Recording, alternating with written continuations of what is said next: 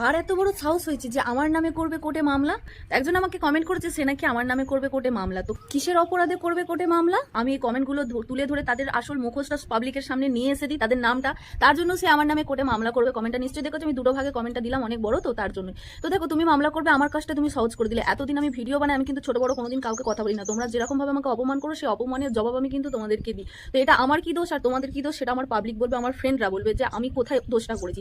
ঠিক আছে, চলো, আমি তো ভাবছিলাম এতদিন ধরে তোমরা যে সমস্ত নোংরা কমেন্টগুলো আমাকে করো তার জন্য আমি তোমাদের নামে মামলা করতে পারি, কিন্তু আমি তো তোমাদের ঘর বাড়ি দেওয়ার কিছুই জানি না। তো খুবই আসান হলো, আমি খুশি হলাম যে আমার নামে মামলা করতে গেলে তো তোমাকে কোর্টে আসতে হবে, আর আমাকে তোমার সামনাসামনি হতে হবে। তাহলেই তো আমি জানতে পেরে যাবো যে তোমাদের বাড়িগুলো কোথায়, তোমরা কোন একদম সাধু পুরুষ মানুষ যে আমাকে এরকম করে কমেন্টগুলো করে বিরক্ত করো। বিরক্ত আমি তোমাদের করি না, তোমরা আমাকে করো। আমাকে যেমন জবাব করবে তোমরা, আমি সেরকম উত্তর দেবো।